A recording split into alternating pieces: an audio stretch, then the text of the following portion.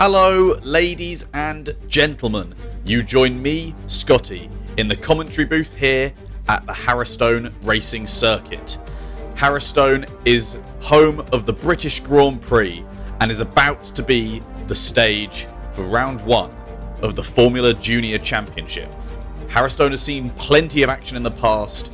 Most notably, at the beginning of the year, there was a last lap shootout between Lord Dog and Gluten for the victory of the Junior Series race. But I'm sure that while that battle was intense, it will not be the last to provide a lot of entertainment. With 5 young hot shoots on the grid today, all in equal machinery, I'm sure that it's going to be entertaining. Harristone is not the easiest circuit, with 20 very tricky and tight corners and 2 straights, including the long pit straight, which will provide plenty of overtaking opportunities. But now it is time to turn our attention to the machinery that will be used by our drivers today. The Formula J car. While not at all technologically marvellous, it is the perfect weapon for drivers like this in a junior division. It has a meagre top speed of 111 miles an hour, but it has a secret party trick, and that is that it has a boost overtake button, which increases the top speed for a very short period of time to over 140 miles an hour. We're sure that this will see plenty of use on the long pit straight.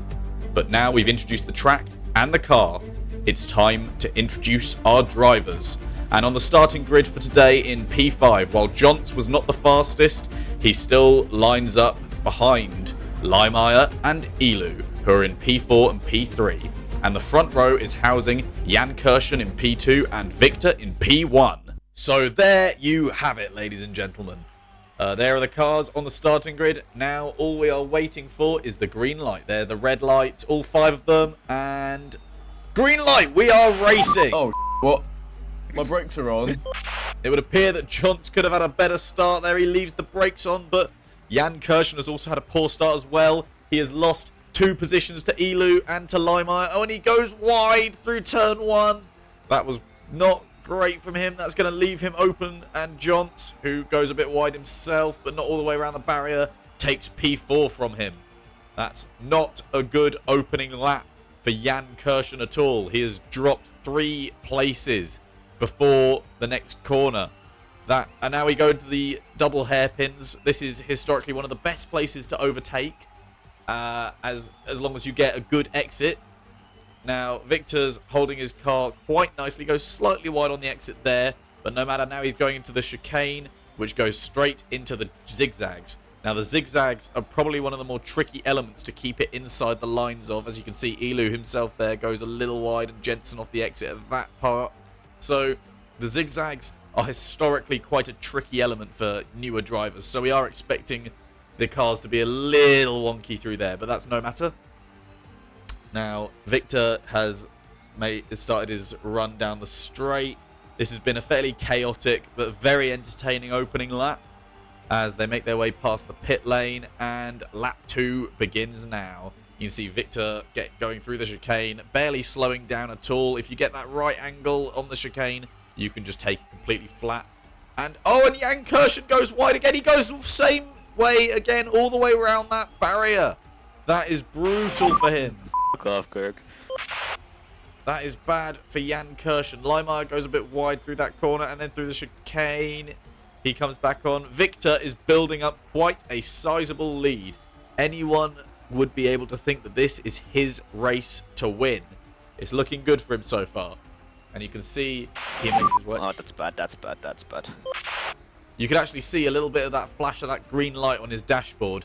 That means that the boost button is activated. So he's probably using a bit of the battery to give him a little bit of an extra bit of acceleration coming out of the double hairpins to try to build up even more of a gap, which you can see has worked quite nicely as he enters the final corner now, while the other drivers are entering the second to last corner. Oh, and we got a bit of a freeze frame, a bit of lag.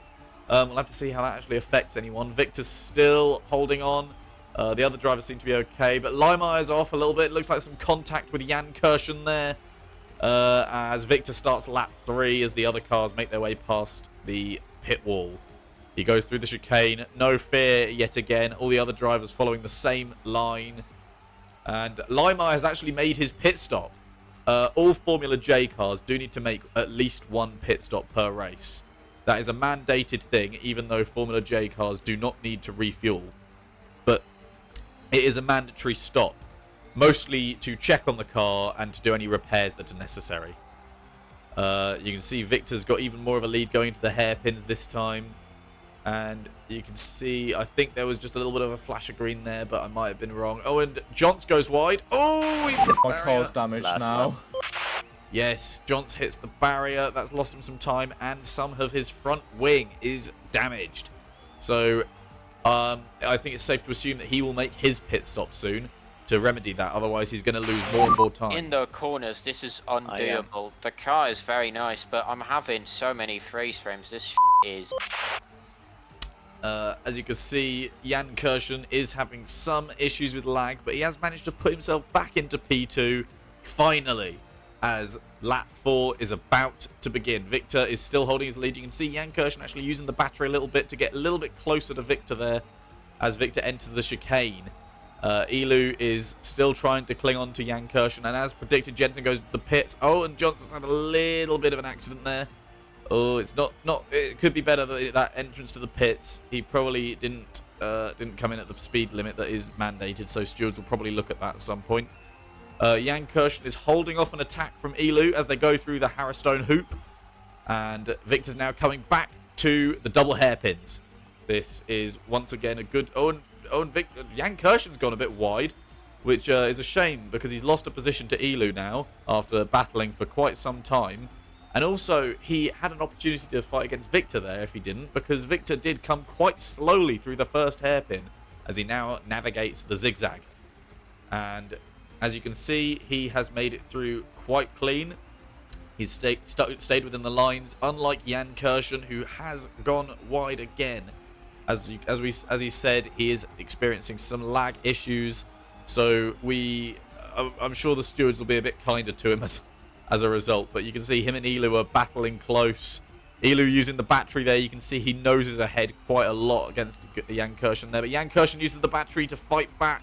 You can just see the disparity in speed as when one car is using the ERS battery and one is not. When the boost button comes into play, it is a very useful tool in the arsenal of our drivers. Now, Jan Kirschen and Elu both go wide there, but Jan Kirschen leaves the door wide open for Elu to stick his car ahead of him. That was quite a nice move as they go into the next corner, and that will be the double hairpins now. And Victor's had quite a good pit there. He actually pitted on that lap. So, oh, and that's a flipped car. That's a flipped car. That is Jan Kirschen flipped. That is going to bring out a caution in Sector 2, yes. This is fucking horrible. Yes, as you can see, it's not been a very good race for Jan Kirschen, but he is going to use his respawn. Now, just to clarify, given the conditions of lag that some races in Stormworks F1 series have had, in the rules it is permitted that each driver may respawn their car once. And you can see Jan Kirschen respawns his car just in the nick of time to avoid it being lapped. But that doesn't... So yes, he's going to start a bit down as Elu is the one now leading the race. So this whole fiasco has been rather beneficial for him. Now Limar is trying to follow and Victor is trying to close back up. We'll have to see if his decision to pit when he did was worth it. And there is Johns still trying to catch up with the front three, who are now engaging in battle as Limar is covering off Victor, who is behind him, as they enter the Harristone hoop. Elu is quite close to Jan Kirschen there, you can see. Jan Kirschen coming out of the double hairpins as Elu goes in. So Jan Kirschen is very much at risk of being lapped here. He will need nothing short of a red flag or a safety car to unlap himself and get himself back into this very exciting Junior Series race. Now, Elu goes into the zigzag. You can see Limar and Victor have lost a bit of time to Elu while battling each other. Elu trying very valiantly to cover off Victor, but Victor is probably going to use the battery on the straight, and that will give him an advantage. But Limar takes the inside line there, which forces Victor to come off a little worse. But you can see Victor using the battery to get closer to Limar. But has he got enough? And I think Limar responds by using the battery a bit himself. And that keeps Victor covered off as the cars go into lap 7. Now, we're just over halfway through the race at this point as the cars enter turn 1. And you can see Johns has started the lap 7 as well. Jan Kirschen is going to need a miracle to still be in the running for this race. But given that there are only 5 cars on the grid at this point in time, it is really a podium for anyone here. Oh, and Victor's trying it around the outside, but Limar covers off the inside expertly.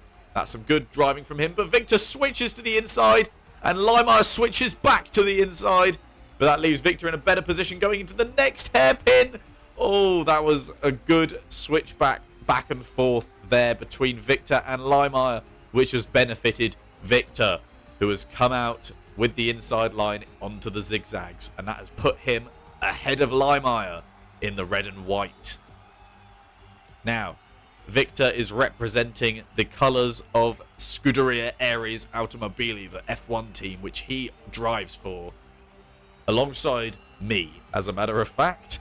And, of course, you can suggest that there's some bias in this commentating, but Victor is there to represent the foundation being laid for the Ares Academy, a driver academy for Ares young prospects in the junior formulas to work their way up to Formula 1 through series such as Formula J, Formula Taurus and Formula Ares, which are the series that are currently offered by Stormworks F1. Now, the pack are really close together in lap 8. We've seen some position changes already. This is very close battling between the top 3 as Victor has taken the lead again.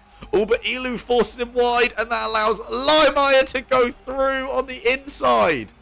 Oh, but he hasn't got the inside line. He didn't switch back to the inside for the second hairpin. And that's put him behind Ilu and Victor again as Johns has actually started to catch up to the pack a little bit. Limar manages to get ahead through the zigzags though, but has he got a better run on the exit? Ilu goes wide, but he holds second place off from Victor. Victor uses the battery a little bit on the back straight. The back straight is very short though, but he's managed to get him on the corner, and Victor goes into P2 ahead of lap 9. Now, will we see if Ilu uses the battery a little bit here? It doesn't look like he's making any opportunities here. And Victor's actually using the battery on Limar. Victor takes the lead on lap 9. Limar is obviously trying to fight back, but that was strong from Victor there. And Victor goes through turn 1 in the lead, but he might lose it to Limar, who's got the inside line, and Limar takes it on turn 2. And you can see Johns just behind. Now, the real question is, how far behind is Jan Kirschen, and is he actually closing up? With that close battling between the front 3, you would be forgiven for thinking that they would lost time and Jan Kirschen would have had a chance to catch himself back up. But no, it looks like the front 3 continue to battle very, very strong. It is anyone's race at this point. You can see the difference between this lap and last. You can see how much time Johns is gaining on the front 3.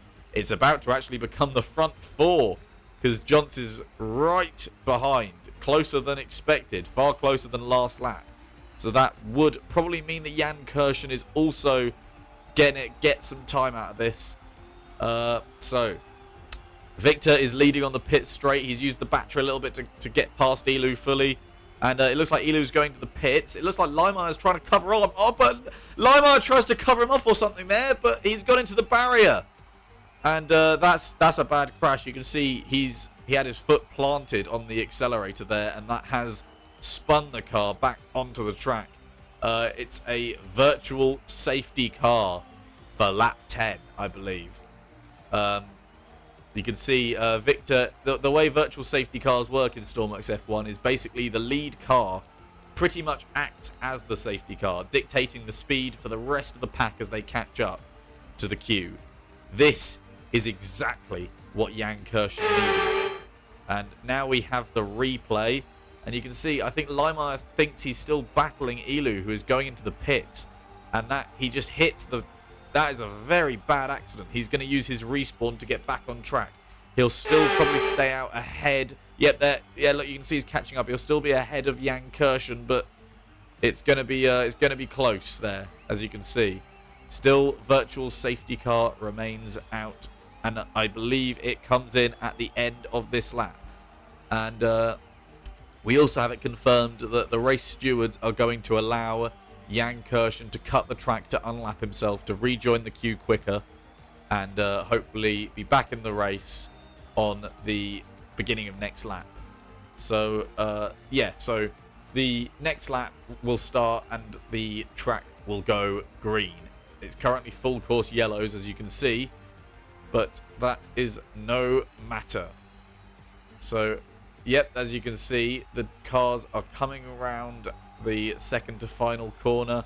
There's actually a bit of contact there between Johns and Victor, as Victor tries to set the speed of the pack. And Johns is quite eager now. They're probably going to start accelerating just a little bit on the straight, just to get a bit of a run into lap 11 when racing resumes. You can see Victor. Yep, Victor, it looks like he's starting to accelerate slowly, dictating the pace still. Yeah, there you go. You can see the speed picking up on the cars a little bit as Johns stays behind him. Elu behind him. Limar behind Elu. And Jan Kirschen is at the back. He has been awarded a fighting chance in this race by Limar. And we're racing again. The track has gone green and... Yep, and there we are. Johns is already right behind Victor. And Johns he's got a better line on the inside, and he's taken the lead for the first time in his career. Johns is leading a race. That is impressive stuff. He started P5. He was languishing behind for a while due to an accident, and now he is fighting for top spots. This is a very entertaining race, and given how equal everyone looks out there in the same car, everyone seems to be handling it the same way. It is literally anybody's race at this point. Jan Kirschen has fallen back into P3. He's dealt with Limar and Elu. He's dispatched them well. And now he's fighting against Victor as Johns leads again. Johns has taken the lead of the Grand Prix again. This is very exciting racing for sure. And Victor's still covering Jan Kirschen off, but it's going to be a run on the straight to see who has more battery. You can see, I think Jan Kirschen... Victor deploys it a little bit. Jan Kirschen deploys the battery, and look at that! The difference in speed as he makes the overtake on Victor. Wow! That is just phenomenal. That is a really, really great overtake on the straight. You can see how the ERS overtake boost button really does make a difference. Oh, and Kirschen has taken Johns out a little bit, which has allowed Victor to go through into the lead as they make their way through the tight backwards chicane, and they then make their way towards the Harristone hoop.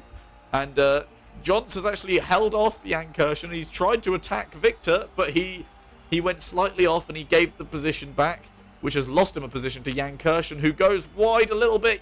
So does Johns, but he just about keeps it in there. Everyone goes a bit wide there, and Jan Kirschen decided to rejoin at the chicane. This is interesting from him.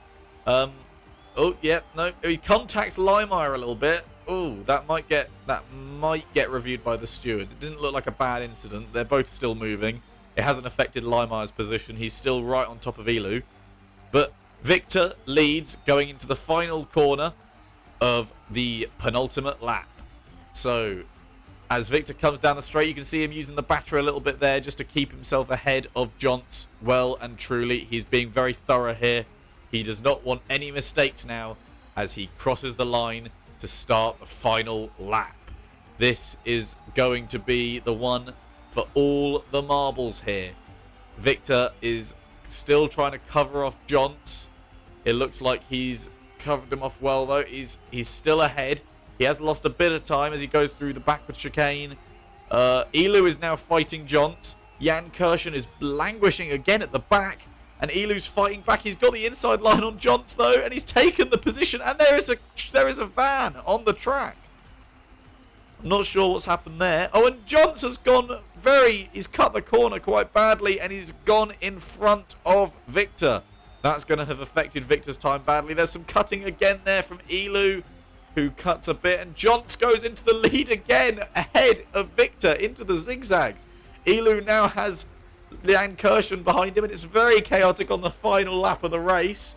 This has been a phenomenal round 1 of the Formula J Championship, and everyone is about to enter the final corner at about the same time. It's now just seeing who has a better run along the straight, as Jan Kirschen looks like he's managed to make the recovery drive of godly proportions as he takes the win going down the grid spots, and Lima has actually taken damage from colliding with Victor's car, but he gets pushed over the line by Victor, who takes P3. Here we are at the podium at Harristone. A well-deserved podium for these 3 drivers. It has been a very entertaining race. It was anyone's race from the beginning, and it was anyone's race right the way onto the last bit, on the last corner, as everyone came through at the same time. But from us, that's all for now. We look forward to seeing you at the next race.